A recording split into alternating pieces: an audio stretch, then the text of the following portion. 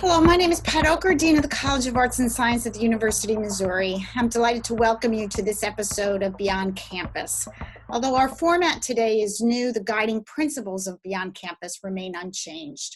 Our goal is to bring the very best of the faculty from the College of Arts and Science to the communities we serve and to engage in real conversations about topics that make a difference in our lives.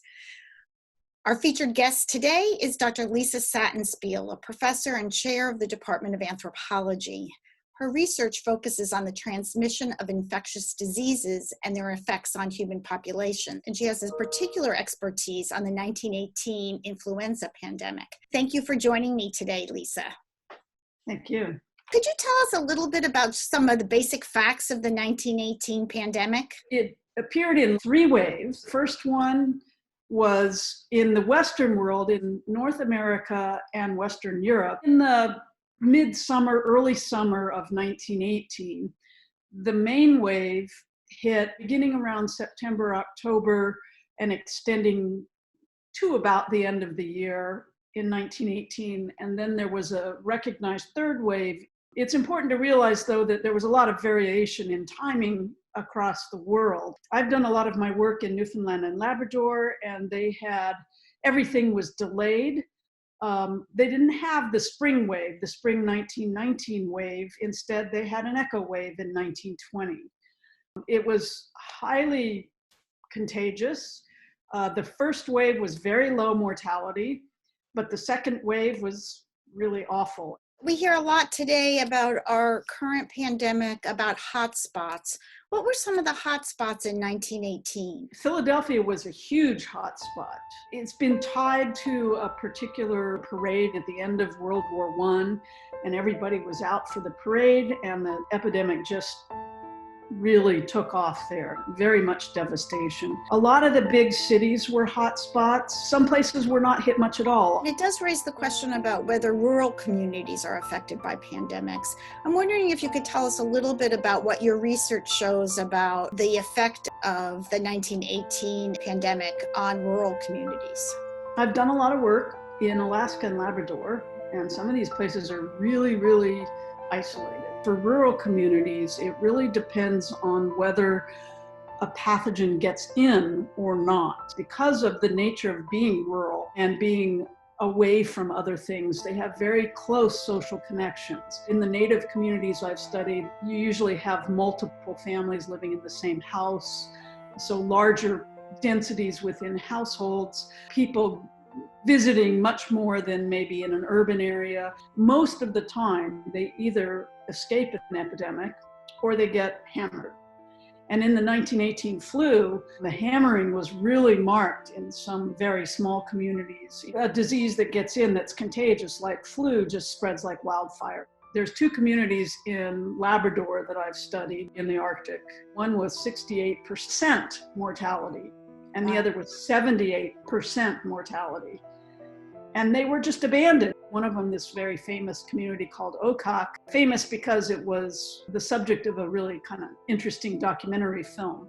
People abandoned the town at the time of the flu because nobody was left. I was looking at a diary last night, and there were a couple hundred people who lived in the town, and there were like 60 that were left. And they just left because there was too much death around them. Now, they didn't stay away very long. They came back in a few years, but they abandoned the town at the time of the epidemic. In a community that isolated, how did the disease get there? For Labrador, we know pretty well how the disease got there. It's Arctic, and so they have ships that would go up and down the coast to bring supplies. And normally the ships go from south to north. But that particular year, 1918, they were worried that there was going to be an early freeze up of the ocean. And so they changed their route and decided to go from north first and then go down the coast. And they knew when they left Newfoundland, which is an island right off of Labrador, that they had flu on the ship.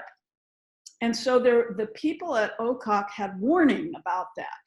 But when the ship got there, they were so excited to get their supplies that they just ignored all the warnings and they just ran onto the ship before anybody could keep them from doing that.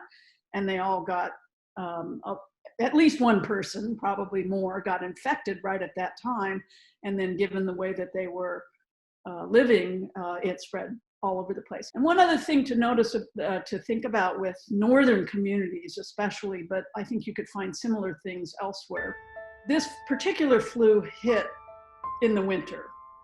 The people in the prime of life are the ones getting the fuel, hunting, gathering, getting the food, making sure that all the young and the old are taken care of. And this particular flu was unusual in that the people at the prime of life died in much higher rates than they normally do.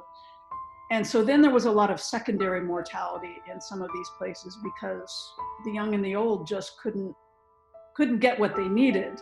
And they may not have died from the flu, but they starved or they froze. Why is the 1918 flu called the Spanish flu? We have lots of discussion in our current time about various names, and I'm wondering what can we learn from why it's called the Spanish flu? Was it from Spain? No. Spain is not responsible for the flu. The reason it was called the Spanish flu, you have to realize that this epidemic hit right at the very end of World War I. And a lot of the countries of the world kind of had blocks on articles that could appear in the paper, and they didn't want negative articles in because it had been a long, hard war. And so they were screening out articles that talked about unfortunate activities like epidemics. But Spain was neutral during the war, and so they didn't have this block on their news. And therefore, people heard about this epidemic in the Spanish newspapers first. And so they thought that that's the only place it occurred. So it took the name Spanish flu. Lisa, can you tell us a little bit more about the underlying conditions and how that affected how someone might have experienced the 1918 flu? When somebody gets something like flu and they have a serious case, a lot of times they have pneumonia at the same time. And it's very, very hard to distinguish between the two.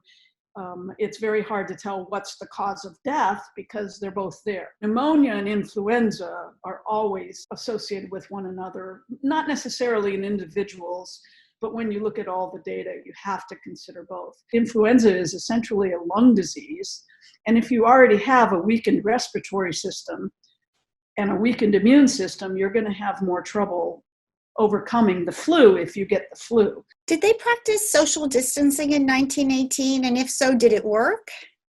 They certainly did. They closed schools. They closed public places. I have a figure that's just really cool that is a poster for flu with a whole list of don't do this, don't do that.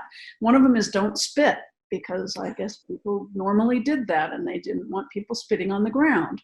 They didn't have the lockdown, as far as I know, although in some places in Alaska, they set up quarantine points on these trails that would lead to some of the interior communities, and they basically had armed people there who would not let anybody go through. So they tried that, and it worked there because that was the only way into a community, and if you keep everybody from going in there, they're not going to go in there, and then you don't get the disease in there. I don't think they did any lockdowns, but they did stop a lot of groups from meeting, especially after they saw the consequences of that parade in Philadelphia. What do you think the most important lessons are from the 1918 flu? What can we learn from the 1918 flu? One of the things I think is really important is that the experience is not uniform. There's a huge amount of variation across time and space and in places. So it's very hard to predict what's going to happen. Why is New York City worse than another big city in the US? We don't understand that yet. The 1918 flu had some of the same kinds of patterns.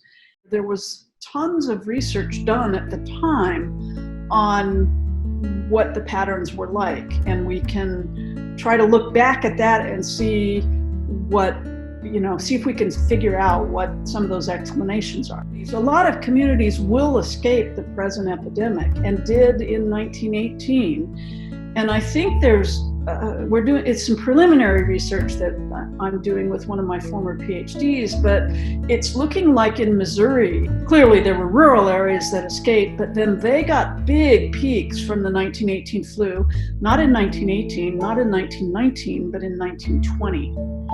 And we can look back and see, was there any conditions related to that? Did something change so that they got it in 1920, or was it simply that it just happened to get there? Can we look at the past and see what those patterns were like then, and what were some of the reasons for why places escaped? Was it just chance, in which case we can't do much about it, or was there something more systematic, in which case we can try to figure out whether there's something we can do in preparation for the future? Lisa, thank you so much for talking with me today. One of the many signs of hope is that we have researchers like you who have studied this and who have trained the next generation of anthropologists who will use the data that are available for us, and so that we can learn and move forward. So thank you so much for sharing a little bit of your research with me today. Thank you. You're welcome. Thank you.